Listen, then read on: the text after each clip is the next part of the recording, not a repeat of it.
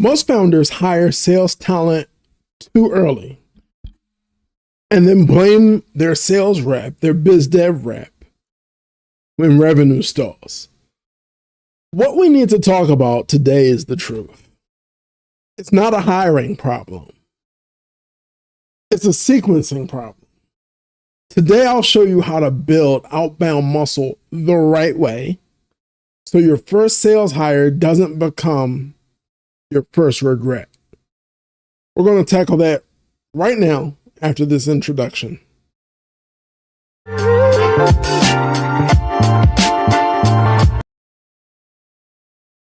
So, jumping right in, what is the founder's outbound sales dilemma? Well, one, there's been this over-reliance on inbound. If you market, they will come. Well, is your marketing brand first? If not, you should talk to Orshi and Matt Wolf over at Brand 3.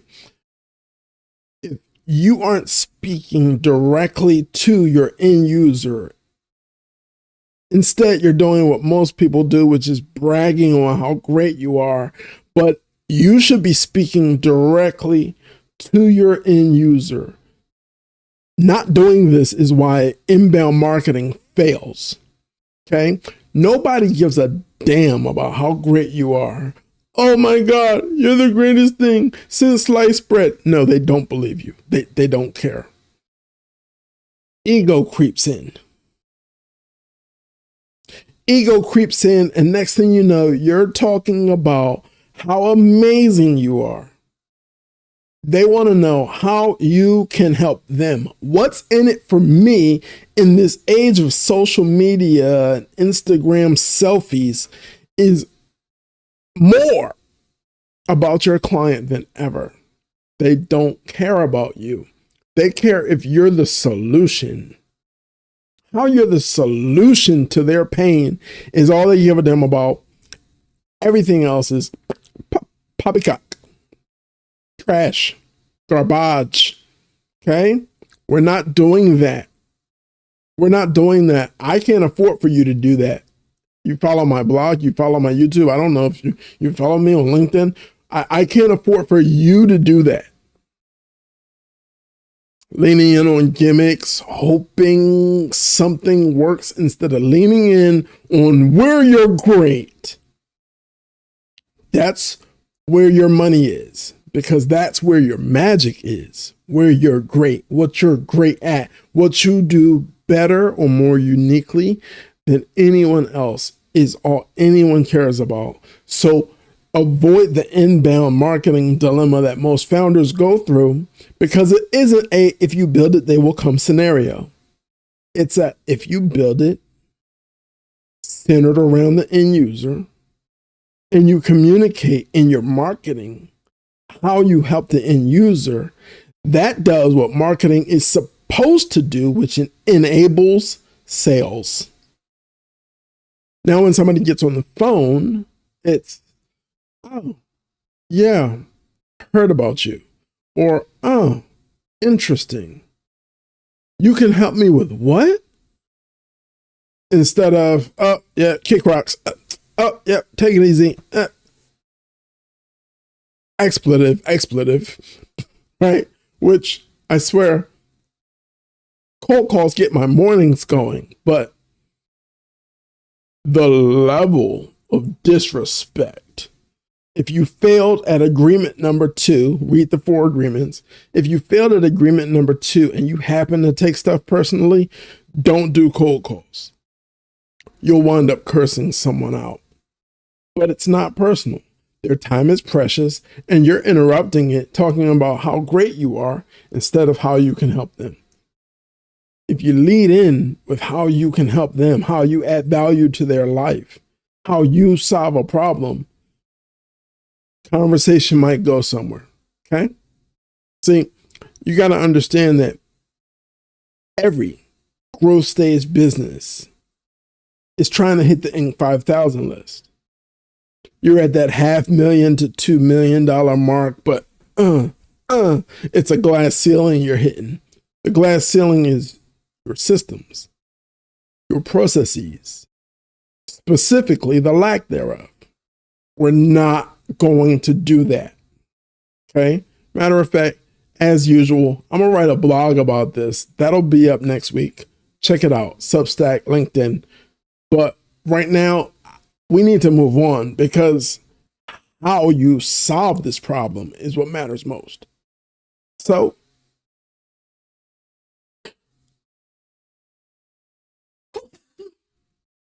God bless me. The precision framework. All right. 1, confirm the repeatability of what you're doing. Right? In other words, the reason why founder-led sales is so important is because this data is going into the CRM. I know what email scripts work. I know what call scripts work. I know what doesn't. I adapt. This hit, this didn't hit.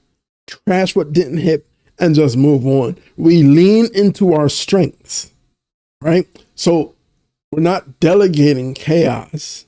When we do get to the point where we hire sales help, we're not delegating chaos, because then we get frustrated because the first few months of that relationship with that sales professional is all about destroying the chaos. There is nothing more frustrating for a client of mine than when they have a unique sales proposition, but nothing's built around it. Everything is off the cuff. They're rolling the dice, baby. Come on, 7. Good luck with that. I want you to have repeatable success. You can't scale until you can grow via repeatable sales success. Scaling is just a cute cliche coming out of your mouth until you have repeatable sales success. So I want you, and I'll help if you need it, I want you leaning into perfecting your sales process. When do emails go out? When do phone calls get made? How do I know if they even give a damn about all this work I'm doing? Well, if you're doing it for them, then it's your job to give a damn. And their engagement and their response and their onboarding is how you measure success. Okay? Great. We won't go into a whole lot. I want repeatable sales activity. Sales process. Repeatable sales activity. Okay? That's number 1. Number 2. Do I know lead volume?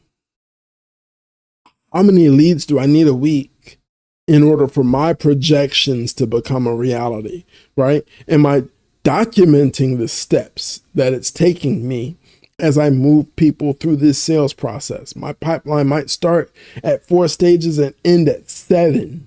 I have clients whose pipeline is 11 stages. Why? Because nurturing a prospect, there's some KPIs in there, baby. Nurturing a prospect is measurable. I know when I'm really clear on the need, when I actually understand it and not just have heard what they said, but I understand it. Right? If you're selling cheesesteaks, you know I'm hungry. All you got to do is put an open sign on the door. But if we're selling $5,000, $20,000, $35,000, no name, love you, client. If you're selling units that have a comma in the price tag, you better be leaning in on who you're helping. Okay?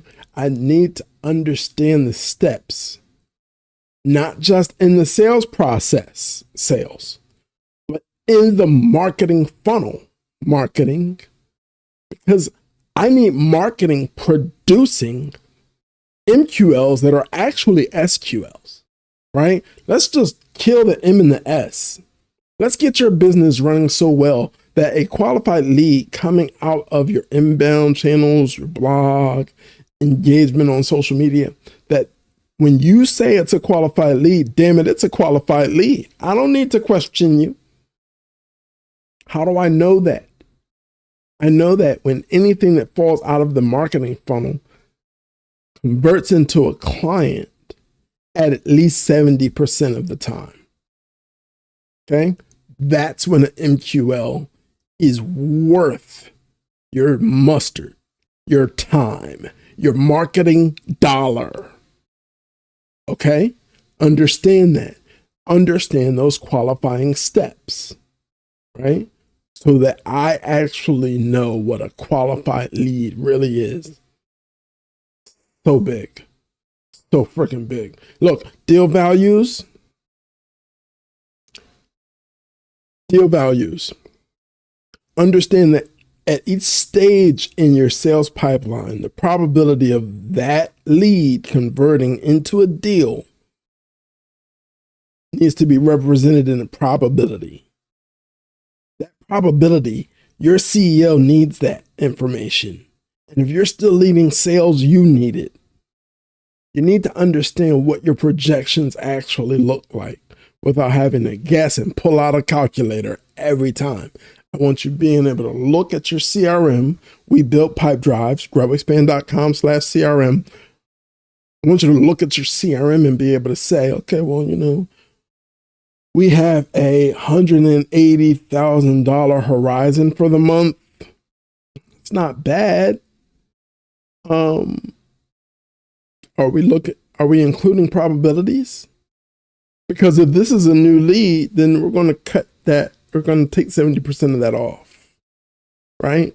If we haven't had a discovery meeting yet, we're going to take 50% off.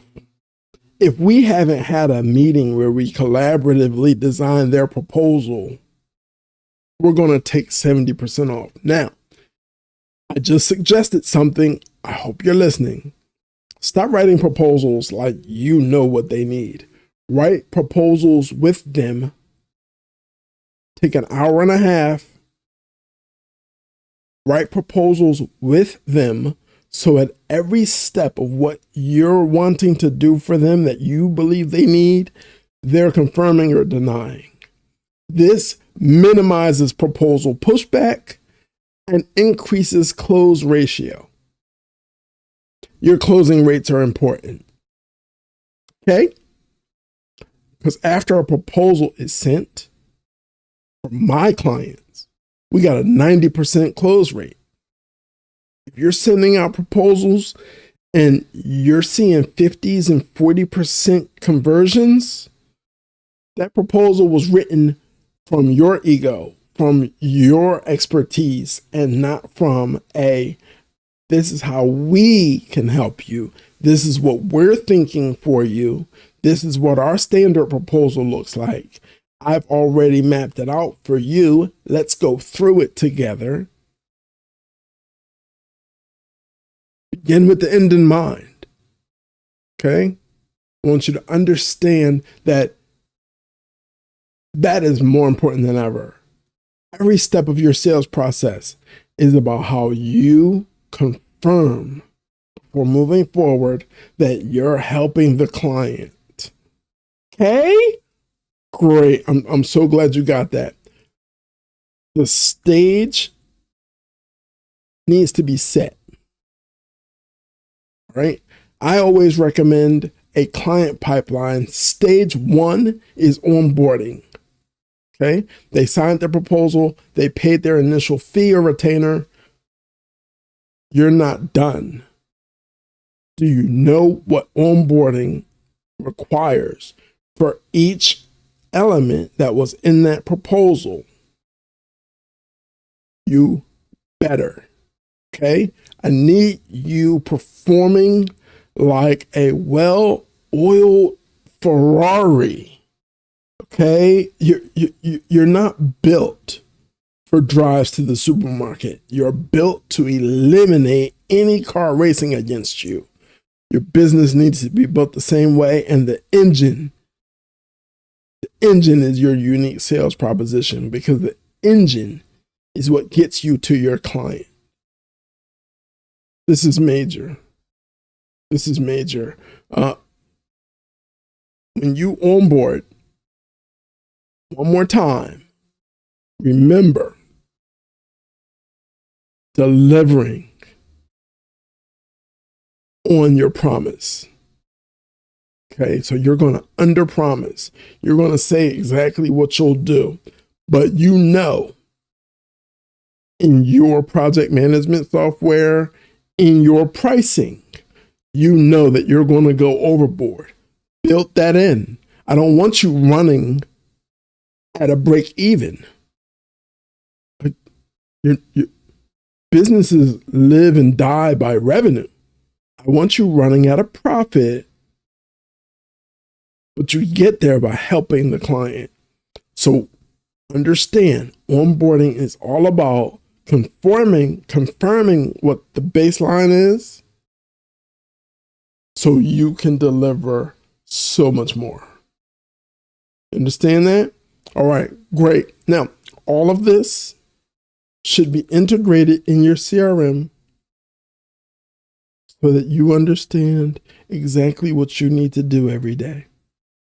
This takes the, oh my God, I need to make sales calls out of your life. And let me see what I got to knock out right now. Okay, I've got 23 calls I need to make today and 11 emails. We can set it up so that your CRM can write those emails for you and just wait for your approval to click send. But those phone calls you have to make.